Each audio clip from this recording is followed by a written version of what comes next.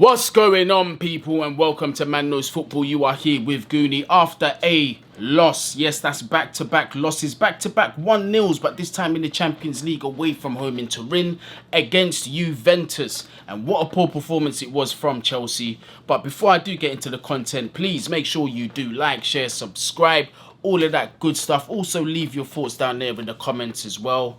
What went wrong again today for the second time in a row? Let me know down there. But we're going to get into the content. We shall start with the lineups. Obviously, Juventus being the home team. In goal for Juve, they had Szczesny, the ex-Arsenal man, smoking his cigarettes, smoking away. Danilo, the right back. Bonucci and De Ligt, the two centre-backs.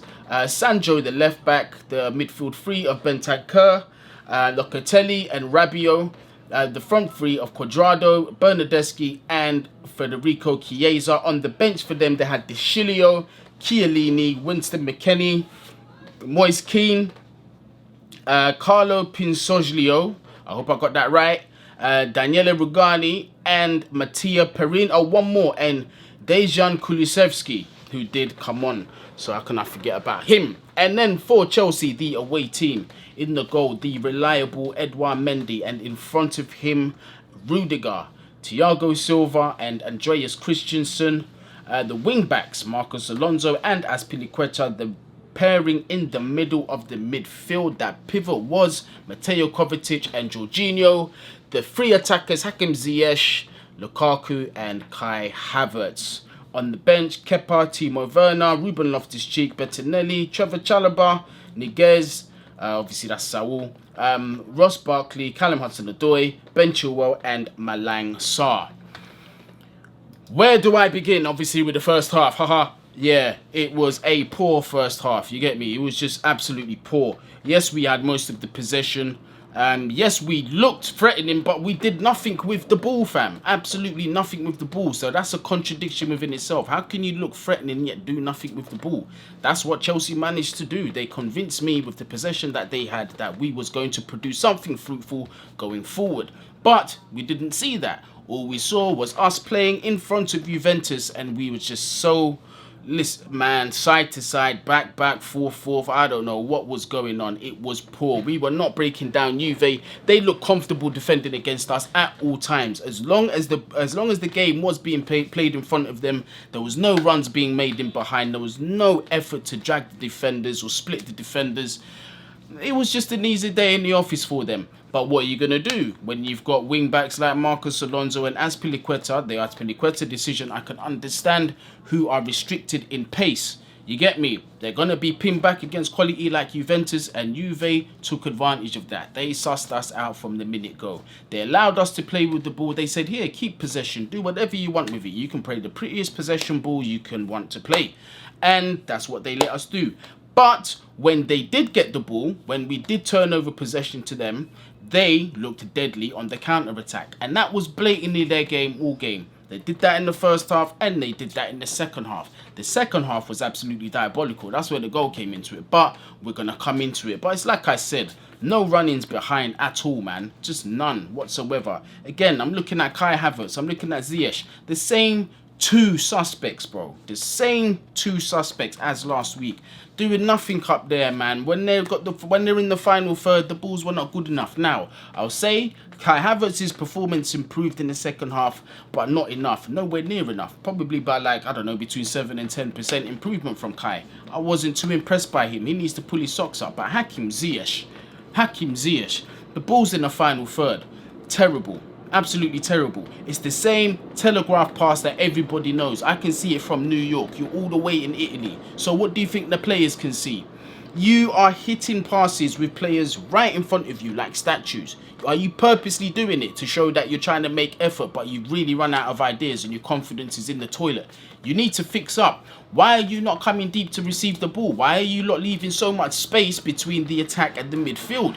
It was so easy for Juventus to play in them little pockets of space because there was no bloody pressure there. We weren't even trying to utilise them spaces until Loftus Cheek came on.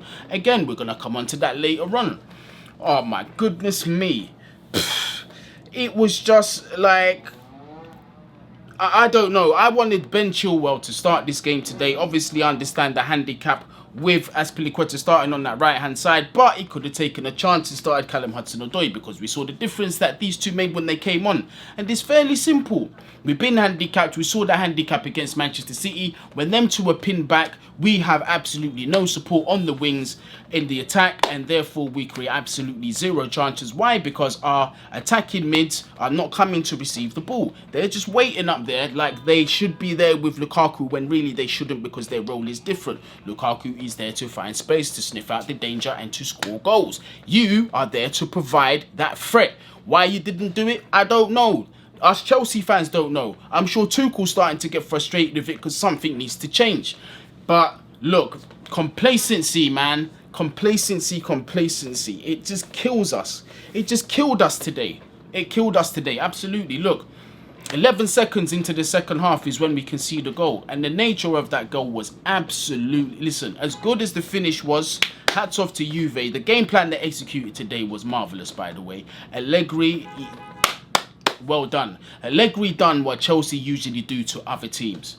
And he done it to maximum effect. Every time they were countering, they just looked devastated. And they took their opportunity very early in the second half. They saw the Chelsea concentration was switched off, and this is the difference between elite teams, good teams, and mediocre teams. Elite teams need to sniff out danger just the once. And look at what happened. Chiesa on the ball.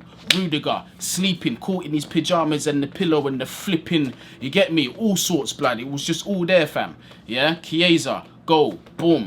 Yeah, obviously it took a bit of a deflection, but to be fair, with the run of play and how things were going in the game, I thought Juventus deserved it. As much as we had possession, Juve were comfortable with us having possession. It was poor, man. Honestly, I don't care if we're away from home. Like, it doesn't matter. We're at Juve. They're not in good form. They are struggling domestically, and we've just come over and we've just given them a massive confidence boost. We've said, here you go, have the win, because we're toothless in attack. Absolutely toothless in attack. Lukaku, I'm not even going to be too harsh on him, because if he's not getting the service and he's not getting chances, how can I be super harsh on him? But what I will say, Tuchel, is that I feel, again, today, you identified... I think, honestly, with the wing-backs, you got it wrong with the situation. I think we should have seen Callum and we should have seen Chilwell.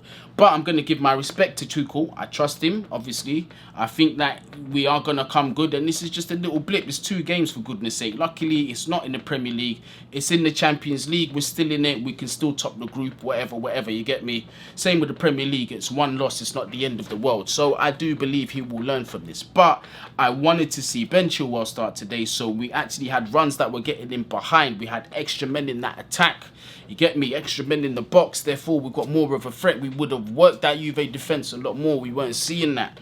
But when they did come on, we did see that in the second half. We did make substitutions. An all-English substitution. And it was there was one very surprising face.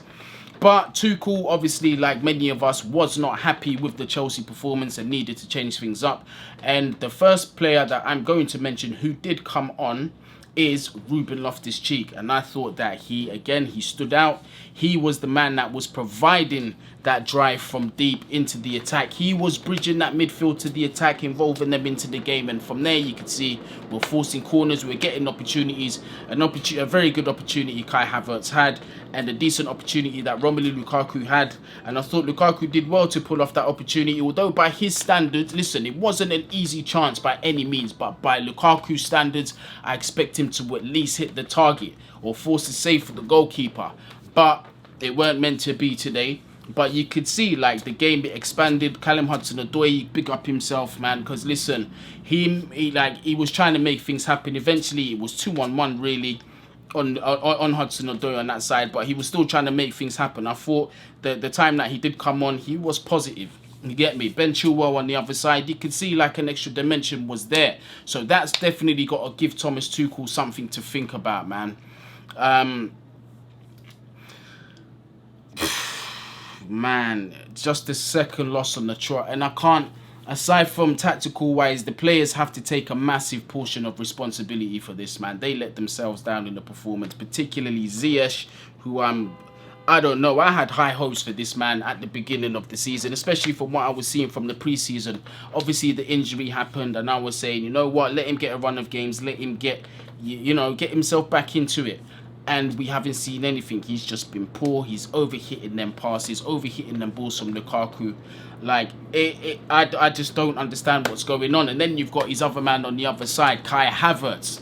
Kai is a player that I like very much. And big up Matisse, because this man spoke my mind. He is a player that we should be talking about in terms of, you see the individual accolades like Young Player of the Year, UEFA's Young Player, all of that stuff.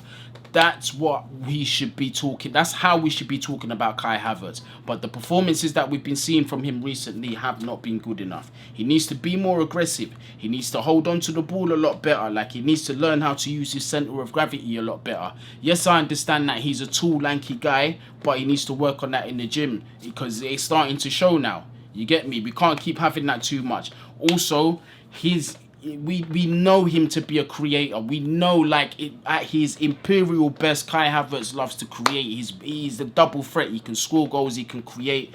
He's a marvelous player, but we're not even seeing him create no more.